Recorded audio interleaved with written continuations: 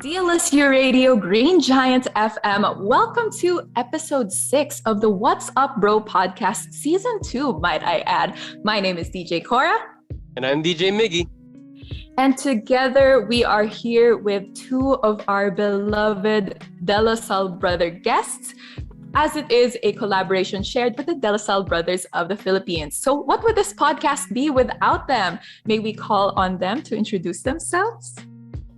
Hi, good evening, everyone. Thank you, DJ Cora, for that introduction. Hi to Cora and Miggy. I am Brother Mark Salvan FSC, a De La Salle brother, a Filipino De La Salle brother, but I am currently assigned in Singapore, teaching religious education to grades 7, 8, and 9. Hello, Cora and Miggy. I'm Brother Rey Mejias. It's 1 o'clock in the afternoon now here in Rome. I'm from Rome. So I'm Brother Rey again. I'm the secretary of the formation of the Institute. So I'm so excited about this. Yes, and we are too. And so just as you said, let's get the ball rolling here because our listeners have actually sent in their questions. And with that, they are curious to know, were you religious on the offset ever since you were young before becoming brothers? Or do you think that being religious and determining your faith is more so a journey? Mark? Okay, sure. So, this is actually an interesting conversation because for our listeners, Brother Rey was the one who recruited me to join the De La Salle Brothers. And very surprising, not really surprising, but the question is fitting because as a young man during that time, I really wasn't a religious person. I was a Protestant before, and then both my parents were not practicing the religion, and the household that I lived in, we're not really holy. We don't pray, we don't go to mass. Yeah. So, walang hint na, itong batang to, magbabrother to, banal to. Walang ganun. But then, I studied in a La Salle school ever since I was in prep. And as a Catholic institution, did any one of you attend a La Salle school when you were young? No. Not until now, but... Oh, okay. So when we were young, especially when we were in grade 3, we're required to attend masses every Sunday.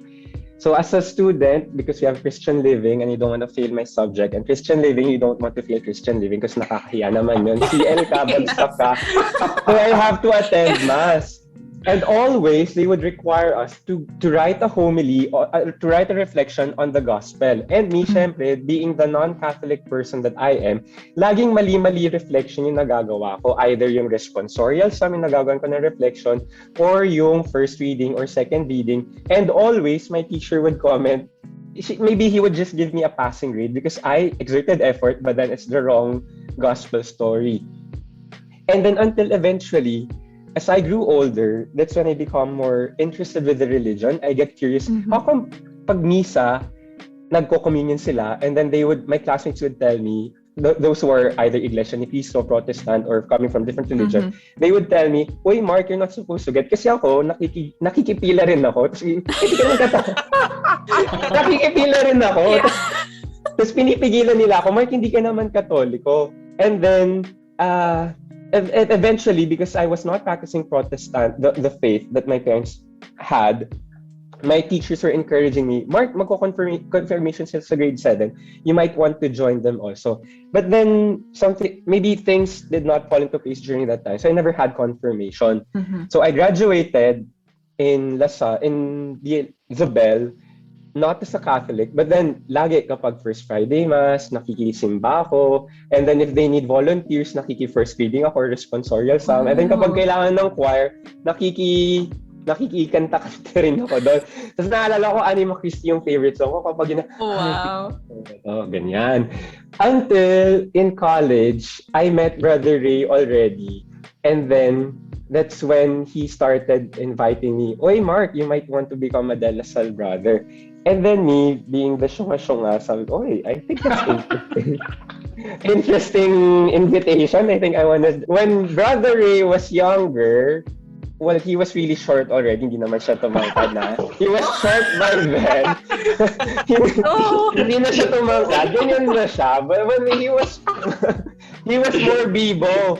And then I said, that's interesting because in my mind, even though I went to a LaSalle school, I never interacted with the De La Salle brother. And every time we'd see them, they're either FSC or a combination of those FSC. Either they're fat, they're stout, or they're chubby. So most of the brothers are all of that. So when I met Brother Ray, I said, he's neither any of those. I think it's cool to be a De La Salle brother. And he was dancing, he was energetic. So I said, I thought this guy's interesting. So after that invitation, that was in Mindanao, and then I was based in Manila. And in my mind, brothers, parang, you're not, kasi I grew up, hindi kami nagta-travel masyado. So parang in my mind, kapag nasa Cavite ka lang forever. Imposible na iba't ibang lugar pupuntahan mo.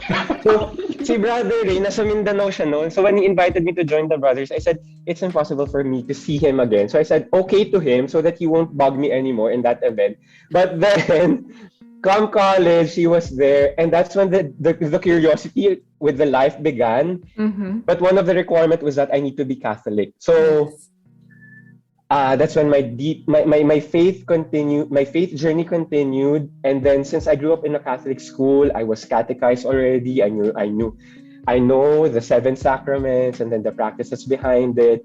So the conversion was easy, and that led me to my journey to become a De La Salle brother. So in my case, I think I was not a religious at the onset of my life. I did not see myself as a De La Salle brother, nor was I prayerful, but it was something that as I grew up, my faith matured, and I was with the help of other people who helped me journey to get to know God better. But the first time I saw Mark, I knew already that he would become a brother. Of course. Because I saw some halo. A halo. And I'm very good at recognizing who would become brothers. Okay? I mean, if there are a lot of young men there, I could feel it. There's that sense of connection, and I know that something is going to happen here. Wow. And that kind of connectivity or connection happened when I saw Mark, and okay, this is going to be a work, because it's going to be a work to be religious. It's going to be a work. Okay, so yun, and I think you've heard his story. In my case naman, I was not religious. I was very active in radical movements, going to the mountains and fighting against the government, and I didn't know what I was doing actually. So when I was young, I was not religious, and my family was not also, but my mom had a close friend, and I considered her to be my how do you call that, foster grandmother, or her name was Lola Santa, and she was a catechist, and she would bring me to her church services, and that led me to another group in the church, and providentially the name of the group was Sowers Field Community, and you know the story of the parable of the sowers, and I think that's where I got my vocation. I think that's where I realized that I'm called to become a religious, but I didn't know that it would be a brother, because there were many options then, and there's no LaSalle school in the city where I grew up. So I was more inclined to go to the other school. You know the other school?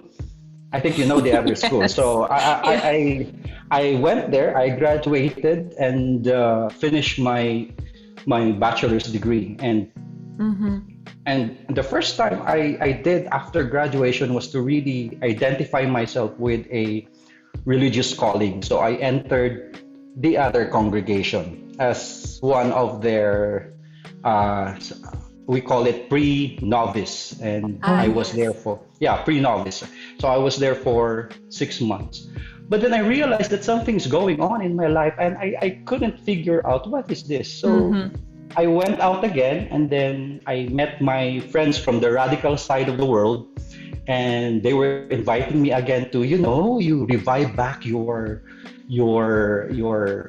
idea, your principles of making this country a better one, a good one, and so andun na naman. So yung pagiging radical, but that ended up with the group of people who were in the church when I was brought by my grandmother, the Sowersfield community, and I owe to them my vocation or my being a religious because they really introduced me to a community that is inspired by God and call Yes. it providential. The name of the organization, again, the Sowersfield community, seems to be part of the story because I was Mm-hmm. initiated to this story of a God who is, spreading the seeds.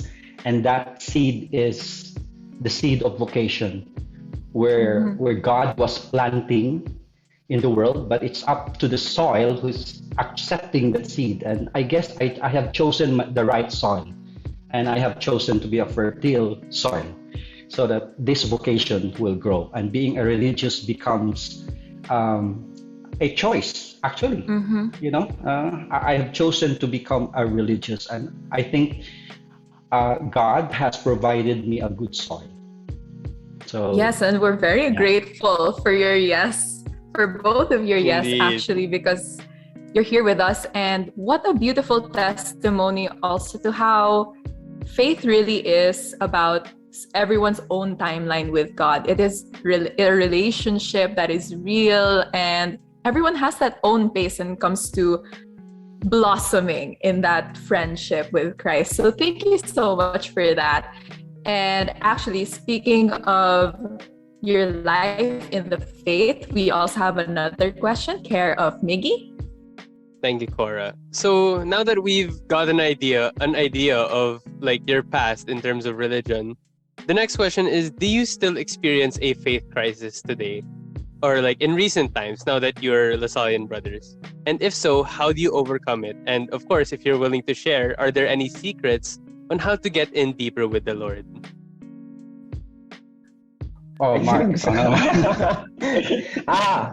um, that's a good one. I'm just picking up from what Cora mentioned regarding blossoming and the friendship, because I think there's no human relationship or no human friendship wherein there's no argument, there's no tampuhan.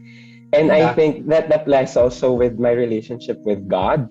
Even though I can't see Him, and people might think that I'm a religious, I'm closer to God, but I'm also a human being and I have my limitations as well. And just recently, I professed my final vows because this is my analogy when I explain people what's temporary vows, what's final vows. It's like before, 9 years before, I'm a contractual worker, parang ganyan. So every year nagre-renew ako. Every year nag-a-apply ako. Oy, tanggapin niyo ako, parang ganyan. So contractual worker ako. Mm-hmm. But I'm receiving all the benefits of a Legislador brother. Until just last year, May 29, 2021, that was when I professed my final vows, and that was when I became a permanent brother already. But before that, I was experiencing a crisis because a lot of transition was going on. There's the pandemic going on, and then I had to leave Philippines to move to Singapore, and then here my assignment was offbeat. Parang wala siya sa tempo because the school starts in January, but then I moved in. I flew. Bayan, Jonogs. So I flew in February 22, and then I have to quarantine. Ligoy to si Bray. So, ganyan yung nangyari. Pagkatapos ko, so I had to have a quarantine. And then after quarantine, sabak na kagad. Pasok na ako ng school. Wala man lang welcome. Wala man lang ganun ceremony. So that's happening. I have to adjust to the new country. I have to adjust to the new school environment because it's definitely different from what I'm used to in the Philippines. Mm-hmm. And then it's an international school. In the Philippines, you just have Filipinos. But here, you have people from all over the world. And then I'm adjusting also to the new brothers I'm living with. And then I'm doing my thesis writing. And then I have to prepare my final vows preparation. So I wasn't in the best relationship with God during that time. I was questioning. In fact, I was wondering whether I'm making the right decision of professing final vows already, or it's not because whether I'm worthy or not, or it's more of is this the right time? Because there were a lot of cancellations already, and then a lot of preparations were being changed last minute because of the pandemic, and then restrictions are changing, and it's very fluid here in Singapore as well. So at the back of my mind, ang dami nangyayari. Lord, ito ba talaga yung gusto mong mangyari sa akin? But then, I just kept on praying. This might sound cliche, but really that's it. It's really more of continuing to hold on, even though sometimes you feel like there's no response from his end. But it's the idea of not giving up and not letting go also. So, in terms of secret, siguro yun lang na don't give up. There are times na it's hard to pray, but in those times that it's hard to pray, just keep on praying still. Even though I feel like I'm not getting the response that I want, or more so, I'm not getting any response at all. But then that's the invitation for me to continue praying, even though there's lots of reason for me to let go.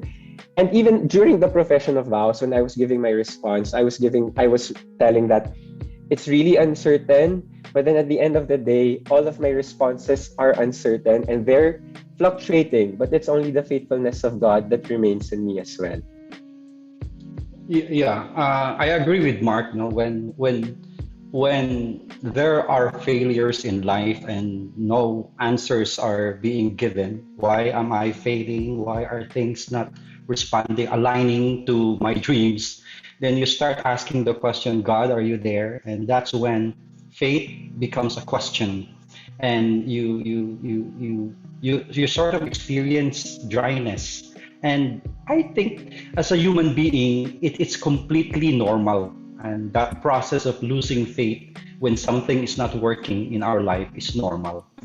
To paraphrase what they say always, no, drying or the dryness in faith is actually a spiritual crisis that is more of a journey towards God. So when you are feeling that dryness, when you are questioning your faith, actually it's an invitation to be closer to God. I don't know if you've heard about what is that thing about Saint John the Cross? He's talking about a dark night of the soul.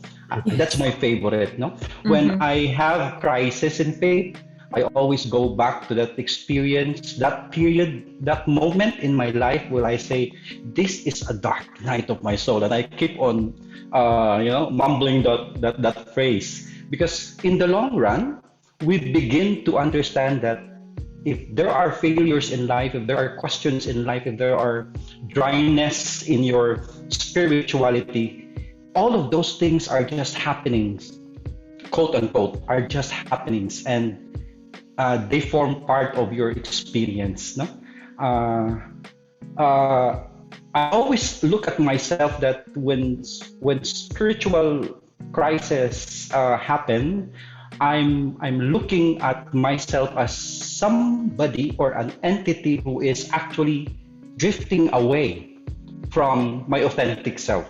When I'm not anymore doing what God wants me to do, I'm not living the life that He wants me to do. That's when I experience spiritual crisis, and that's a serious thing. But if you ask me how do I overcome that, the most practical way is to very basic lang. Be positive, and as much as possible, do not dwell on bad things that promotes, more crisis in faith, because surely you will be drowned in those negative things if you dwell in them. And you were asking also about the secret. There are no secrets. For me, there are no secrets. Like any relationship, if you want to grow deeper with the person you love, you must be faithful. Miggy. Be faithful, Miggy. Okay? Always be faithful. Okay? When you want to deepen your relationship with God, the same thing. You need to move beyond simply knowing God or simply knowing her, Miggy. Move beyond that and seek personal encounters. That's the most important thing. You have to seek personal encounter. If you believe in a God, aspire for that. And while you take the process of knowing the person and encountering the person, encountering God, as I said, you have to be faithful in the ongoing conversation. And you have to talk You have to communicate. You don't leave God behind, especially when you feel that you have already His attention. So you need to respond by listening more and saying or demanding less. Okay? Listening more but demanding less. His words, trust me, will be your lamp as you journey in life. Thank you so much, Brother Ray and Brother Mark. Very insightful words. I think we can proceed now to the next question. So, Cora. Mm-hmm.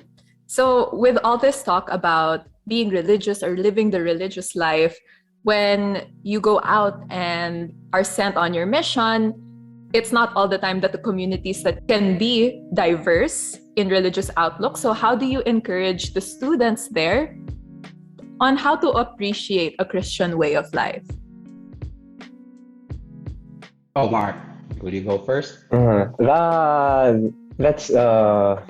That's a tricky question to answer right now, because in the Philippines it's easier to talk about faith, have activities, because majority of the students there are Catholic. So, for example, I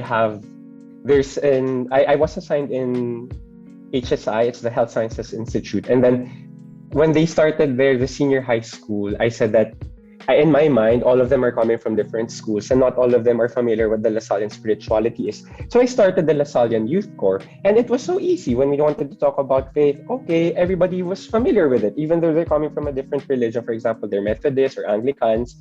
Faith is still something that they practice, though they have different forms and practices for it. But when I transferred here to Singapore, they are Catholic, they are Muslim, they are Hindus, but the children do not observe it, and they are really very rational. They would even question the Bible, everything, because I'm teaching world religion, and then they have no interest with religion at all. And then when we have masses, Wednesday mass, out of the high school students, maybe about 5 students would be attending. And that for me, something that is not really curious, but something that is shocking coming from the Philippines. But then that's the invitation for me to realize that Christianity is more than tradition. And that is an invitation for me as well to make them see my faith through my actions. Because when I talk about God to them, automatically they just shut down. They won't listen, they won't pay attention. Did you have that experience, Bray? Yeah. But I'm not teaching now because I'm dealing with formators, and I'm dealing with formators from 82 countries. And you could just imagine there are 2 things there in diversity: language and beliefs, because some of the formators are not Catholics, and I see it in a different lens. I have seen in social media the consequences of diverse outlook. And I think that is also true with when you are dealing with, for example, Zoom meetings, and you have different interpreters. And sometimes I'm lost. I'm lost. And some of these people, because I'm dealing with adult formators, they from a political beliefs, they also talk about how diverse are their stands on issues, and you have to deal with. So this ministry is really challenging me, and the more I'm challenged, the more I'm calling God to be with me, because this is a great responsibility. Not only arguing on simple things like what are you eating or what are your athletic affiliations. Like, it's so easy in the Philippines because you just talk about UAAP and that's it, and you are enjoying already. But the drama of the formators permeating into our everyday interaction online and seeing it in the real world when I visit the country, I feel so stressed, and sometimes I feel so alone because, my God, what kind of work is this? But when I look at discrimination also, diversity also talks about discrimination. When they see that, okay, this guy is Filipino, I couldn't help myself, but okay, this British is talking to me, and he's probably underestimating my plan. Yeah. But at the end of the day, I will say, but are we really as different as we think? So I think we need to appreciate our differences and diversity while honoring our common need for happiness as a Christian, or as as we aspire for the common need for certain God in our life, and life would be boring if we all look the same, if we think the same, if we behave the same, and in the exact manner that we address things. And it can be difficult, yes, but in the end, as simple as do not wait for somebody else who you think is different from you to make peace. I make peace with them. And I make peace with myself. I forgive them, and it's a liberating experience. And it's good to have God with you when you experience that liberation. Yeah, definitely. And speaking of brothers, the pandemic has really shown us the value in being intentional and taking that initiative, while also the saying that actions speak louder than words. No? So thank you so much for your answers. All right, Miggy, next question. All right, thank you, Cora. So for our next question, what advice can you give to young Lasalians and even partners of the community who are struggling with their faith and spirituality? Okay, I'll start, Mark. Mark, it's okay. So I usually go back to the book of Psalms when we look at the struggles of the early Christians in that story. And if you ask me to give an advice to a Christian community, I guess it's appropriate to go back to the book of Psalms. And for our Lasalians who are struggling with their faith, I think my suggestion is you begin to reorient your focus toward God. And simple thing as orienting your life around relationship. Begin with your relationship. The more you appreciate and you nurture the relationship with other people, I think your relationship toward God will also improve. That means that you should be investing most of your time and energy in growing closer with your loved ones. Do not forget them, especially during this time, and everything else in your life will fall into place. Trust me, in a healthy way, And sometimes I also ask myself, what are the things in life that most often take me focus off of God? Interestingly enough, these are the things that provide me pain. No? And these pains are usually driving me closer to God, toward God. While our source of entertainment in the world, there are so many now, the people are and things around us, we always compare our lives, Instagram, Facebook. I'm sure you are comparing your life with others you see every day in Instagram or Facebook, and the mundane routine of your life if you are working. And these are the things that often distract and distance us. And to all the Salians who are watching now, I know this is true. This is true. So let yourself first to be broken. Be broken so that you begin to discover the joy of freedom. So think about what distracts you and allow that to break you and cultivate an entertainment with God so that you will draw closer to Him and work towards a discipline of prayer. And I think that will allow you to survive in life. Ikaw, Mark. Nako, ito si Ray kasi theologian yan, kaya talagang ganyan level siya. But I agree with Brother Ray also. And what I get from him is the terms brokenness. What's important is for those people who are losing faith already now is to recognize that one. And wag madaliin na marami kasi na I'm lost. I'm sorry. I'm lost already. I'm lost, and then we're panicking. Pero just let it be also, because the more we rush things, the more nasisira siya. And when you feel like you're losing or breaking away from God, just let it be. And don't force yourself to go back to the way it was immediately, but allow it to grow and continue, like what brother is saying, continue to nurture it. Maybe it's not the same as the way it was before, but like what we have shared at the beginning, it's a journey and it changes. Sometimes smooth, sometimes it's rough. But the important thing is, hindi ka tumalon dun sa barko, hindi ka pumara sa jeep kagad, but you just stayed on the journey. Yeah. And I think that's the important part, that we don't let go, even though times are rough, times are changing. Again, acknowledge, and then don't let go, don't give up, don't let go of God right away. In other words, be hopeful.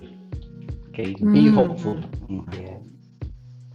All right. Thank you so much, Brother Ray and Brother Mark. And I'm sure a lot of people have so many questions regarding their faith, and for those who are going through questioning their faith right now. And I'm sure they can send in so much more questions. And if you want to reach out to the De La Salle Brothers, you can find them on Facebook, YouTube, and Spotify at De La Salle Brothers of the Philippines. Yes, and you may also check them out on their Instagram and Twitter, which is at DLS Brothers PH.